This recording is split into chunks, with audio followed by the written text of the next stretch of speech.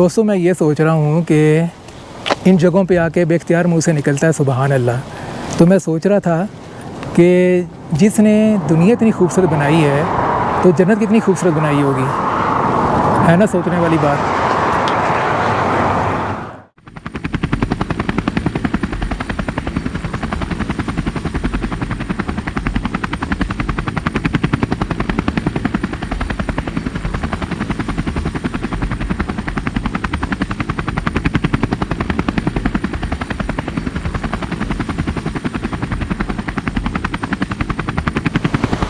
जैसे कि आपको मालूम है कि मेरी अमेरिकी सफ़रनामे का जो एक सिलसिला चल रहा है, उसी सिलसिले की कड़ी थी लास्ट एपिसोड जिसमें आपने मुझे माउंट शास्ता में देखा था। और आज की जो एपिसोड है उसमें मैं जिस जगह को एक्सप्लोर करने वाला हूँ वो तो आपको आगे जाके मालूम हो जाएगा। लेकिन इस वक्त मैं जहाँ पे मौजूद हूँ, ये एक जगह का नाम तो मुझे भी मालूम नहीं है, लेकिन ये है कि यहाँ पे मुझे एक्सट्रीमली बहती हुई नज़र आई, तो मैंने ज़रा थोड़ा सा यहाँ पे रुक जाऊँ। और अभी मेरी जो डेस्टिनेशन है जहाँ पे मैं जाके रुकूँगा, और लॉजिंग के लिए मैंने वहाँ पे अपनी बुकिंग करवा ली थी, वो तकरीबन अभी यहाँ से 1 घंटा दूर है। वहाँ मैं रात को स्टे करने वाला हूँ और फिर जो नेक्स्ट मॉर्निंग होगी उसमें मैं वो आपको फ़ाइनल डेस्टिनेशन बताऊँगा जो कि मैं देखने जा रहा हूँ।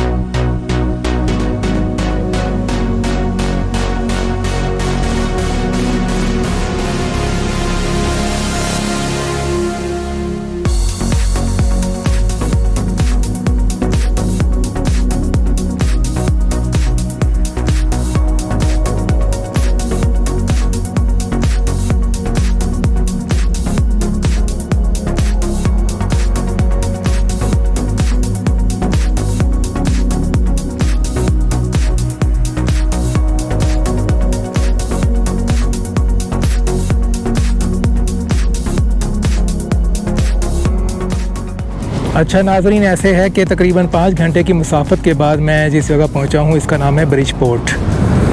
और ये आप पीछे देख रहे होंगे होटल का साइन लगा हुआ है जिसमें मैं आज रात रुका हूं। और अभी मैं आपको जाके दिखाता हूं कि अंदर मेरा कमरा किस किस्म का है। जो आप सामने देख रहे हैं ना ये डब्बा, ये वाला, यहाँ पर मैं ठहरा हूँ, इन्होंने मुझे इस पर ठहराया है। सबसे पहले आप बाहर से देख लें इसको अच्छी तरह से,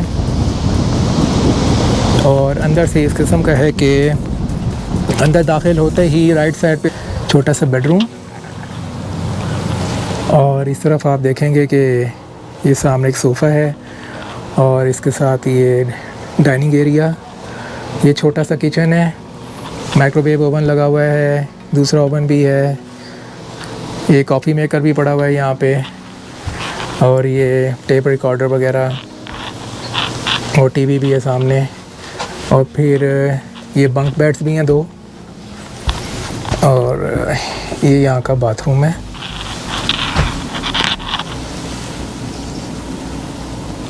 फैमिली ऑफ 4 के लिए तो बेहतरीन है। और ये देखें इसके अंदर फ्रिज भी है।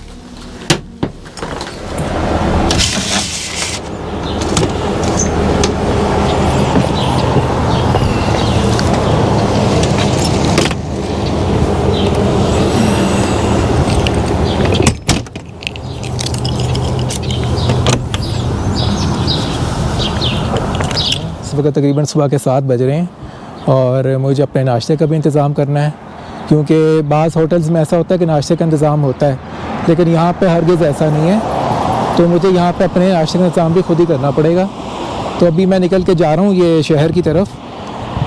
होपफुली कोई मुझे कॉफ़ी शॉप मिल जाएगी। एक कॉफ़ी शॉप तो ये है, ये सामने खुली हुई है, कॉफ़ी 1881 कैफ़े इसका नाम है।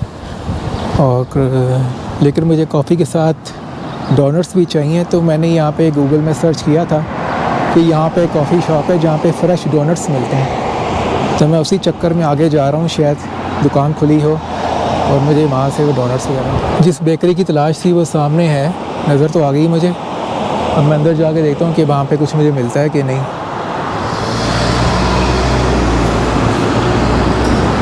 तो ये आ गई है वो बेकरी जहाँ पे मुझे आना था।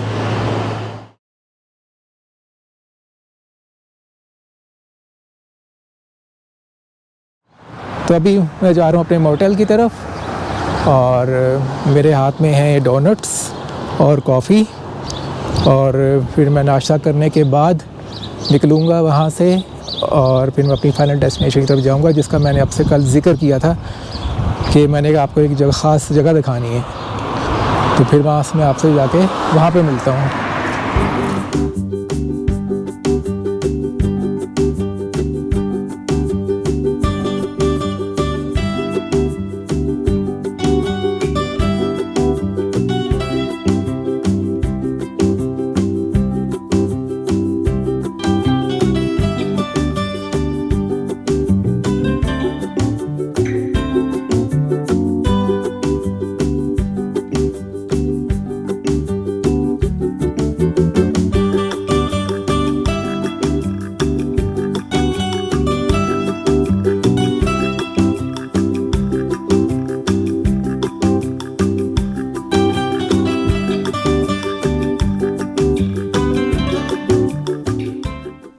तो नाज़रीन, मैं अपनी उस फाइनल डेस्टिनेशन की तरफ पहुंच चुका हूं जिसका मैं आपसे बार बार जिक्र कर रहा था। ये बहुत पुरानी बस्ती है, तकरीबन 150-200 साल पुरानी बस्ती है। आपके जहन में एक बात आ रही होगी कि दुनिया के इतने दूर दराज इलाके में, यानी न्यूयॉर्क, लॉस एंजलिस और वाशिंगटन जैसे शहरों से दूर, यहाँ पे बस्ती बनाने की ज़रूरत क्या थी? तो उसकी वजह ये थी कि यहाँ पे 1850s में सोने की दरियाफ़्त हुई, और जब सोने की दरियाफ़्त के साथ जो ख़बर जंगल की आग की तरह पूरी दुनिया में फैली, तो लोगों ने यहाँ का धड़ाधड़ रुख करना शुरू कर दिया। चाइना से लोग आए, यूरोप से लोग आए, और इवन अमेरिका के मुख्तलिफ़ इलाकों से यहाँ पे लोग आए, और यहाँ तक कि यहाँ की आबादी 10,000 तक बढ़ चुकी थी। एक शख्स था विलियम बॉडी, जिसने यहाँ सबसे पहले सोने की दरियाफ़्त की थी। उसी के नाम पे ये जगह जो है, कस्बा जो है, ये बॉडी कहलाता है। तो आज भी वो पुरानी बिल्डिंग्स है जो कि उसी ज़माने की याद दिलाती हैं। जैसे कि आप सामने ये देख सकते हैं, ये चर्च है उसी ज़माने का, और ये आपके जो बैकग्राउंड में बिल्डिंग नज़र आ रही है, ये स्कूल है ज़माने का। इस बात से आप अंदाज़ा लगाएं कि दुनिया के इतनी दूर दराज इलाके में भी यहाँ पर उन्होंने स्कूल इस्टेब्लिश किया हुआ था। नाज़रीन, बैकग्राउंड में आपको दो बिल्डिंग नज़र आ रही होंगी। एक रेड ब्रिक्स वाली बिल्डिंग है जो कि मेरे इस तरफ है, और एक इसके साथ ही बिल्कुल बिल्डिंग है वुडन स्ट्रक्चर की, वो इस तरफ है। तो वो जो रेड ब्रिक्स वाली बिल्डिंग है ना, वो ज़माने का कैसीनो है, और ये जो है ये वाली बिल्डिंग उसके साथ वाली, वो फिटनेस सेंटर था, उन्होंने जिम बनाया हुआ था एम्प्लॉयज़ के लिए। नाज़रीन, ये आप जो पीछे बिल्डिंग देख रहे हैं, ये मिल है जहाँ पे वो सोने को लाके रिफ़ाइन किया जाता था, और फिर यहाँ पे रिफ़ाइन करके उसको आगे फिर मंडियों तक पहुँचाया जाता था। और New York, Washington, Los Angeles, San Francisco जैसे मॉडर्न शहरों से दूर आके यहाँ पे रहना, तो लाइफ यकीनन यहाँ पे टफ़ रही होगी। लेकिन एक बात है कि उस ज़माने में भी यहाँ पे बिजली मौजूद थी। ये देखें, उसी ज़माने का खंबा भी लगा हुआ है यहाँ पे। अपनी तरफ से उन्होंने पूरी कोशिश की थी कि यहाँ पे दुनिया की सारी सहूलियात मुयस्सर हों। नाज़रीन, 1942 तक ये जो बस्ती थी आबाद रही। तो जैसे ही सेकंड वर्ल्ड वॉर शुरू हुई तो यहाँ पे गवर्नमेंट ने इसको बंद करवा दिया था। उन्होंने कहा कि यहाँ पे अब किसी किस्म की माइनिंग नहीं हो सकती, तो इस सिलसिले को यहाँ पे ख़त्म कर दिया जाए। तो बस फिर 1942 के बाद ये बस्ती बिल्कुल उजड़ गई, वीरान हो गई, और उसके बाद यहाँ पे ना कोई बंदा रहा, ना कोई बंदे की ज़ात। वहाँ से मैं आया हूँ यहाँ पे, और पीछे सारी बस्ती है, और उन बस्ती के मकीनों का जो फाइनल रेस्टिंग प्लेस है ना, वो ये है, वो यही जगह है सारी। यहाँ पे बेशुमार कब्रें हैं। उम्मीद है दोस्तों आपको मेरा आज का व्लॉग बहुत पसंद आया होगा, और अगर नहीं भी आया तो कोई बात नहीं, अगर पसंद आ गया है तो मेरे चैनल को सब्सक्राइब कीजिएगा। इस वीडियो को शेयर भी आपने करना है, उसको लाइक भी करना है। तो आपसे मिलूँगा बहुत जल्द एक नई वीडियो के साथ। तब तक के लिए अल्लाह हाफिज़।